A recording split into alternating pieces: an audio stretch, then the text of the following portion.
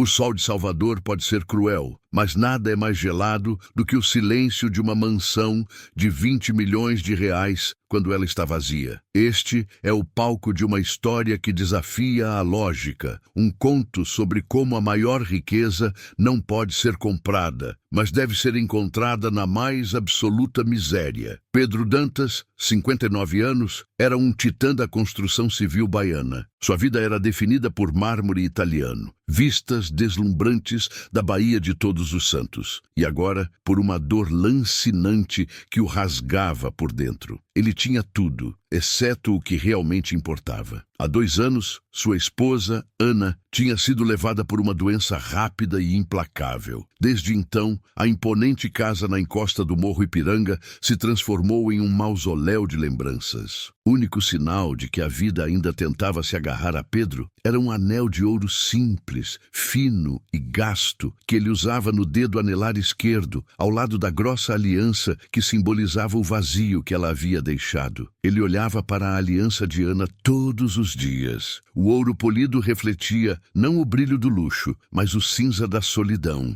Enquanto Pedro chafurdava em seu conforto gélido, a poucos quilômetros de distância, no labirinto fedorento e esquecido do lixão de Canabrava, outra vida lutava por cada respiração. Lúcia tinha apenas 6 anos. Seus olhos eram imensos, de um castanho profundo, emoldurados por cílios longos que pareciam feitos para chorar, embora ela raramente tivesse tempo para tal. O choro era um luxo que a vida na rua não permitia. Desde que se lembrava, Lúcia conhecia o cheiro forte de lixo fermentando, o miado faminto dos gatos selvagens e a escuridão úmida dos barracos construídos com restos de madeira e lona. Ela não tinha sido criada por pais, mas sim por ratos e o calor do sol impiedoso que secava suas lágrimas antes que pudessem cair. Sua mãe, Sônia, estava morrendo. Não era um drama de novela, era a realidade cruel imposta pela falta de saneamento básico e anos de desnutrição. Sônia tossia um som seco e gutural que assustava Lúcia. Ela tinha febre constante, o corpo curvado e magro, e precisava de remédios caros. Remédios que Lúcia tinha que conseguir. Todos os dias, antes do sol atingir seu pico escaldante, Lúcia pegava sua pequena sacola de pano suja, cheia de balas de coco e chicletes baratos que conseguia comprar com o troco da venda do dia anterior, e ia para a avenida paralela. O asfalto era um forno sob seus pés descalços, mas ela precisava chegar ao sinal. O sinal era um campo de batalha. Motoristas impacientes, outros vendedores mais velhos e a constante ameaça da polícia. Mas o sinal era onde o dinheiro estava, onde os carros de vidro fumê paravam por 30 segundos, dando a ela uma chance de estender a mão. Naquele dia, o cheiro de maresia e óleo diesel pairava pesado no ar. Pedro estava preso no trânsito, voltando de uma reunião inútil no centro. Ele tentava ligar para a dona Conceição, a governanta da mansão, para avisar que chegaria atrasado para o almoço, que não sentiria vontade de comer, quando um borrão surgiu ao lado de seu SUV blindado. Era Lúcia. Seu corpo era minúsculo, quase invisível entre os pneus gigantescos. Ela bateu levemente no vidro com sua mãozinha. Pedro, irritado pela interrupção de sua miséria particular, abaixou o vidro apenas o suficiente para ouvi-la. "Moço, por favor, balinha é para o remédio da minha mãe. Só R$1. A voz de Lúcia era surpreendentemente clara, sem a entonação de vitimização que ele esperava dos mendigos. Era uma voz de quem estava fazendo um trabalho. Pedro viu os olhos dela. Não eram de súplica, eram de urgência. Ele estava prestes a balançar a cabeça e dizer não, como sempre fazia, quando seu telefone tocou novamente. Ele tentou pegá-lo, desajeitado, e um maço de notas de R$50 que estava solto no console escorregou e caiu no chão do carro. Lúcia viu o dinheiro. Para ela, aquilo era uma fortuna. Era a cura de sua mãe, mas ela não tentou pegar. Ela apenas apontou. "Seu dinheiro caiu, moço.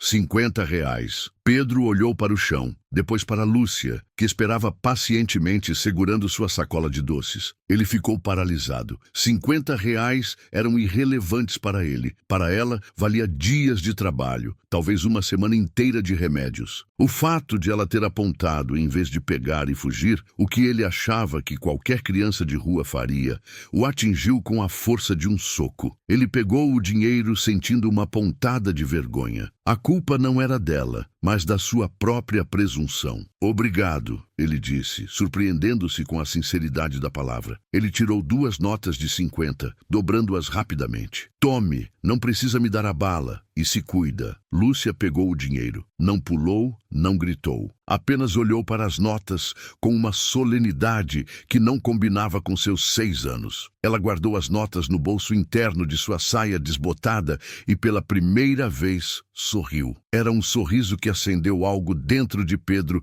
que ele pensava ter morrido. A esperança. Que Deus lhe pague, moço. Muito obrigado mesmo. Ela se afastou rapidamente, voltando para o meio-fio antes que o sinal abrisse. Pedro ficou ali, o carro vibrando com a impaciência dos outros motoristas. A imagem daquele sorriso gravada em sua mente. Ele tinha dado dinheiro a centenas de pessoas, mas nunca tinha sentido o impacto de uma vida sendo tocada tão diretamente. Naquela noite, a mansão pareceu ainda mais fria. Pedro jantou sozinho. Dona Conceição, uma mulher sisuda, mas de coração mole, que servia a família há 20 anos, observava-o com preocupação. O senhor está diferente hoje, doutor Pedro. Menos pesado. Pedro mexeu no risoto sem comer. Eu vi uma menina hoje, Conceição. Uma criança na rua, pequena. Ela me fez um favor, me mostrou que ainda existe honestidade no meio de tanto desespero. Ele não contou a ela sobre os R$ 100.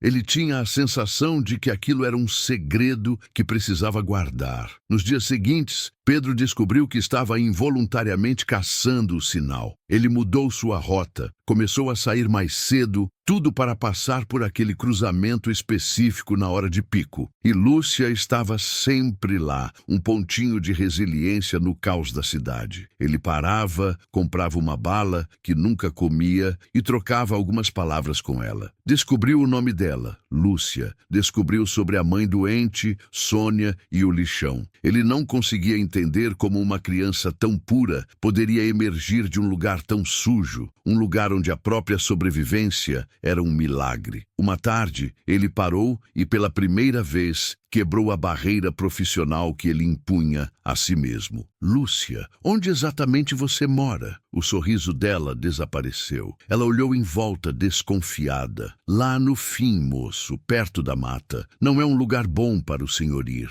Pedro sentiu um calafrio. Ele imaginou o inferno que ela descrevia. Ele tinha lido reportagens sobre a situação precária, mas ver a face humana daquela miséria era diferente. Era pessoal. Eu gostaria de ver sua mãe. De verdade. Eu posso ajudar. Tenho contatos, médicos. Lúcia hesitou. Minha mãe não gosta de estranhos. E ela diz que não aceita caridade. Não é caridade? Pedro insistiu, tirando o anel de Ana do dedo e segurando-o na palma da mão. O ouro estava quente. É um investimento. Sua mãe precisa de tratamento e você precisa de um lugar seguro. Eu perdi minha esposa. Eu sei o que é ter medo de perder quem a gente ama. Lúcia olhou para o anel. Aquele gesto, a exposição da dor dele, parecia ter quebrado a desconfiança que a vida tinha construído nela. Vem depois que o sol abaixar. O barraco é o último, perto do caminhão velho. Ela deu as direções com precisão de quem mapeia um território hostil. Pedro mal dormiu. Ele estava prestes a entrar em um mundo que a maioria das pessoas ricas de Salvador fingia não existir. Ele estava prestes a mergulhar no fedor da putrefação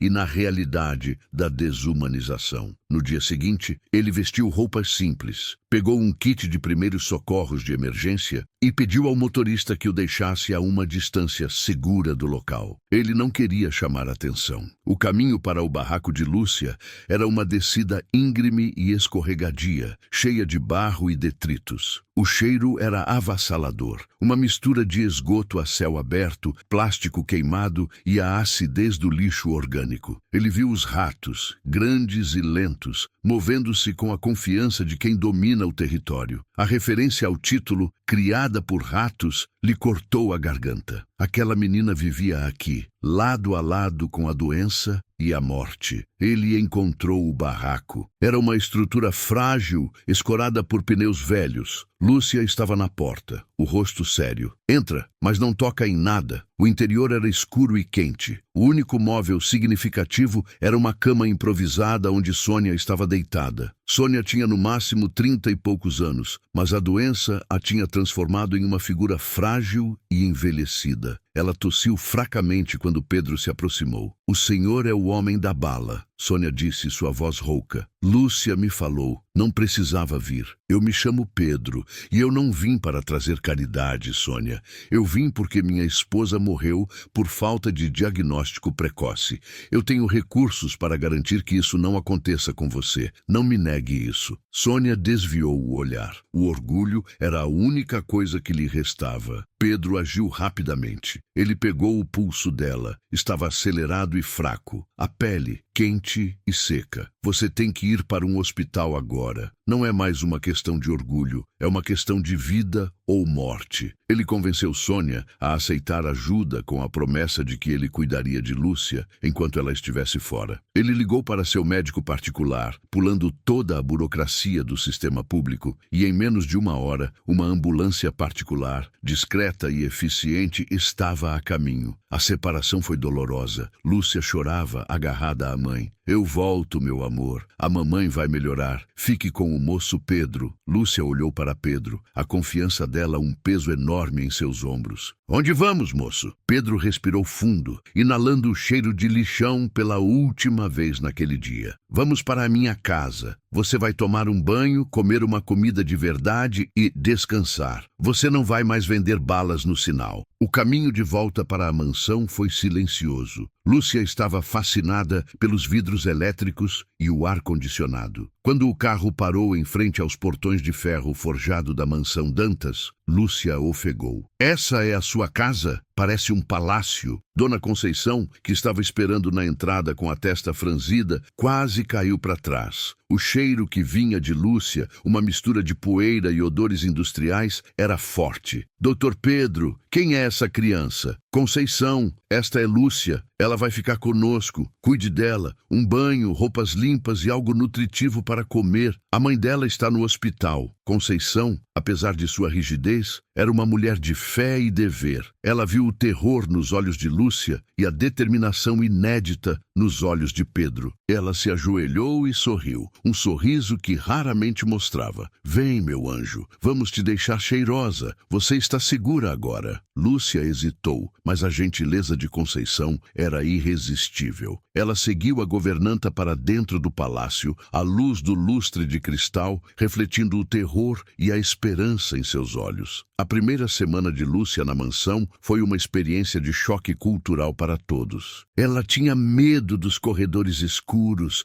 do silêncio ensurdecedor e, ironicamente, da água corrente. Conceição teve que ensiná-la a usar o chuveiro, já que ela estava acostumada a banhos de balde. Lúcia não sabia brincar. Seu instinto primário era procurar trabalho ou esconder comida. Pedro a observava de longe. Ele via Ana em cada gesto de bondade que Lúcia fazia. Ana sempre quis ter filhos, mas a natureza não tinha permitido. Pedro sentia que o destino estava lhe dando uma segunda chance de ser pai, de amar sem barreiras. Ele começou a ler para Lúcia todas as noites, contos de fadas que ela nunca tinha ouvido. Ela se aninhava perto dele, inalando o cheiro caro do seu perfume e sentindo a segurança de um corpo adulto forte. O anel de Ana, sempre presente, parecia brilhar mais forte quando ele estava com Lúcia. Um mês se passou. Sônia estava estável, mas o tratamento seria longo. Ela havia sido diagnosticada com uma forma grave de tuberculose negligenciada,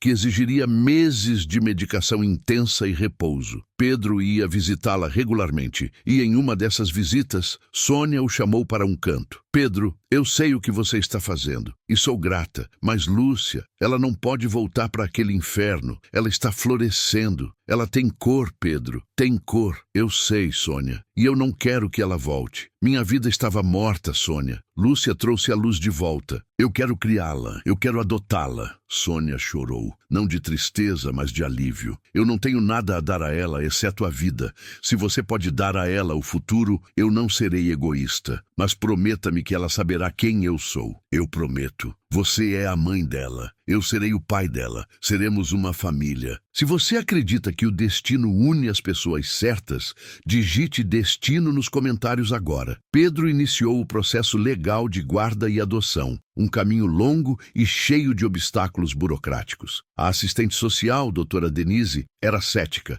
Um homem rico, viúvo, de quase 60 anos, querendo adotar uma criança de rua sem laços sanguíneos. Isso cheirava a ostentação ou a alguma manobra duvidosa. O processo legal, no entanto, não era o único obstáculo. O conflito irrompeu na terceira semana de Sônia no hospital, quando a notícia da súbita sorte de Lúcia chegou aos ouvidos de quem nunca deveria ter sabido. Zeca, o tio de Lúcia. Zeca era irmão de Sônia, um homem violento, alcoólatra e manipulador, que vivia de pequenos golpes no lixão. Ele nunca tinha se importado com Lúcia, mas quando ouviu que a menina estava morando em uma mansão e que um coroa rico estava pagando por tudo, ele viu uma oportunidade de ouro. Zeca apareceu no hospital, exigindo ver Sônia e ameaçando os enfermeiros. Ele alegou que, como parente de sangue, ele tinha o direito de levar Lúcia para casa, insinuando que Pedro era um predador que estava comprando a menina. O hospital ligou imediatamente para Pedro. Pedro sentiu o sangue gelar. A vida que ele havia construído para Lúcia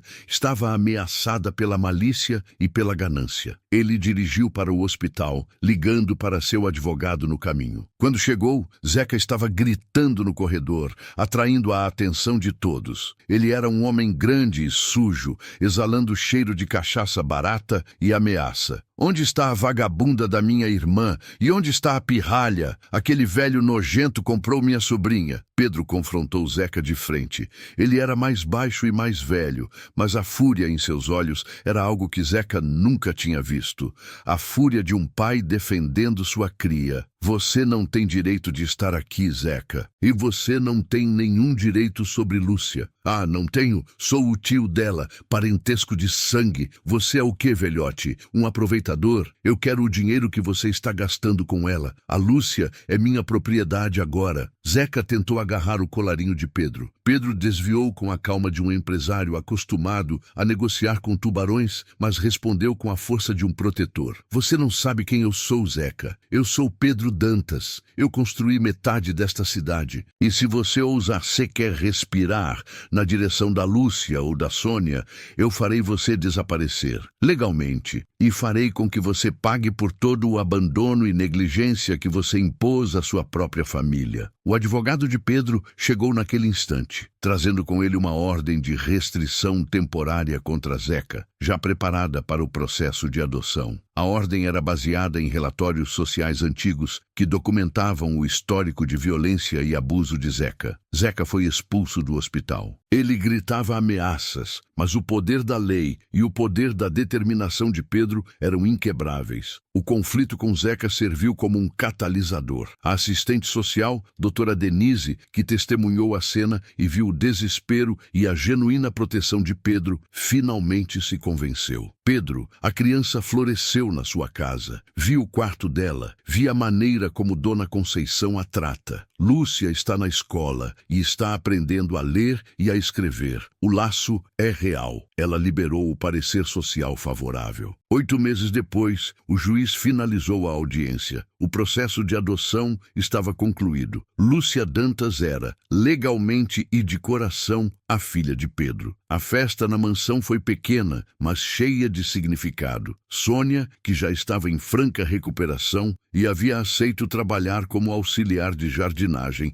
na casa de Pedro, um trabalho digno e que lhe permitia estar perto de Lúcia. estava presente. Lúcia usava um vestido novo, branco e rodado, e não parava de sorrir. O sorriso de quem havia escapado do inferno. Lúcia, agora com 7 anos, correu e abraçou Pedro, que estava com os olhos mareados. Ele se ajoelhou. "Papai", ela disse, a palavra soando como a mais bela música que ele já tinha ouvido. "Minha filha", ele respondeu, beijando a testa dela e sentindo o cheiro de sabonete caro e felicidade. Ele olhou para o anel de Ana, que ainda estava em seu dedo. Finalmente, a aliança parecia ter voltado a ter significado. O amor não havia acabado. Ele havia se transformado e se multiplicado. Epílogo: o jardim da mansão. 10 anos se passaram. O sol de Salvador brilha intensamente sobre a mansão Dantas. O mármore não é mais frio. Ele está aquecido pelo riso constante. A casa que era um mausoléu se tornou um lar. Lúcia, agora com 17 anos, está no jardim exuberante, estudando para o vestibular. Ela é uma jovem linda, inteligente e extremamente gentil. Ela tem a humildade da rua e a sofisticação que a educação de Pedro lhe proporcionou. Ela se prepara para cursar arquitetura, com o sonho de construir moradias dignas para as pessoas que vivem em lugares como onde ela nasceu. Dona Conceição, com cabelos mais grisalhos, a observa com orgulho maternal. Sônia, saudável e forte, cuida das orquídeas que enfeitam a varanda. A vida de todas elas foi transformada pela chegada de Pedro, e a vida de Pedro foi salva pela chegada de Lúcia. Pedro, com quase 70 anos, senta-se na varanda, tomando seu café e observando a filha estudar. Ele não pensa mais em Ana com dor destrutiva, mas com uma gratidão profunda. Ele sabe que a união daquele anel de ouro com a pureza daquela criança foi a providência que deu sentido ao seu dinheiro e à sua existência. Ele trocou o silêncio de 20 milhões de reais pela riqueza inestimável de uma família. Lúcia, a menina que uma vez viveu entre lixo e ratos, é agora o futuro e a luz da mansão Dantas. Ela levanta os olhos dos livros e sorri para o pai. É o mesmo sorriso que o atingiu naquele sinal de trânsito 10 anos atrás, mas agora é completo, forte e livre. Pedro sorri de volta. Ele não precisava de títulos ou construções majestosas. Sua maior obra era Lúcia. Se esta história tocou seu coração, deixe seu like